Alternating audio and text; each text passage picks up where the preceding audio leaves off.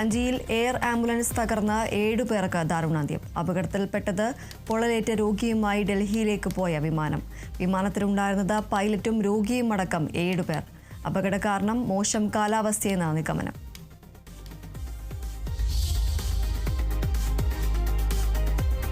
പതിനഞ്ചാം കേരള നിയമസഭയുടെ അവസാന സമ്മേളനം ഇന്ന് അവസാനിക്കും. രണ്ടാം പിണറായി സർക്കാരിന്റെ അവസാന നിയമസഭാ സമ്മേളനം വെട്ടിച്ചുരുക്കിയത് പ്രതിഷേധം തുടരുന്ന സാഹചര്യത്തിൽ.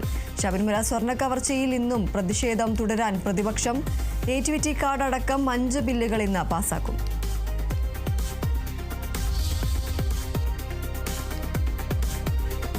നവകേരള സർവേ റദ്ദാക്കിയ ഹൈക്കോടതി വിധിക്കെതിരായ സർക്കാർ അപ്പീൽ ഇന്ന് സുപ്രീം കോടതിയിൽ. ഹൈക്കോടതി വിധി സർക്കാരിന്റെ അധികാരത്തിൽ കടന്നുകയറുന്നതെന്ന വാദം.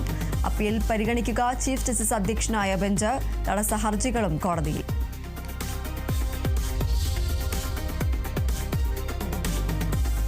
കോഴിക്കോട് വിലങ്ങാടിൽ കെട്ടിടത്തിന്റെ കോൺക്രീറ്റ് സ്ലാബ് തകർന്ന് മരിച്ചവരുടെ സംസ്കാരം ഇന്ന്.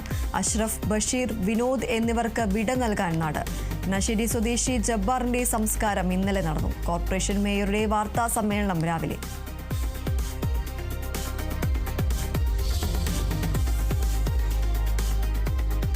സർക്കാർ ഉദ്യോഗസ്ഥരുടെ വിവരം ചോർത്തിയെന്ന മുഖ്യമന്ത്രിയുടെ ഓഫീസിനെതിരായ ഹർജി ഇന്ന് ഹൈക്കോടതിയിൽ. ശമ്പള വിതരണത്തിന് നൽകിയ വിവരങ്ങൾ ദുരുപയോഗം ചെയ്തുവെന്ന ഹർജിക്കാർ. സ്വകാര്യതയുടെ ലംഘനമെന്നും ആരോപണം. മുഖ്യമന്ത്രി അടക്കമുള്ളവർ എതിർകക്ഷികൾ.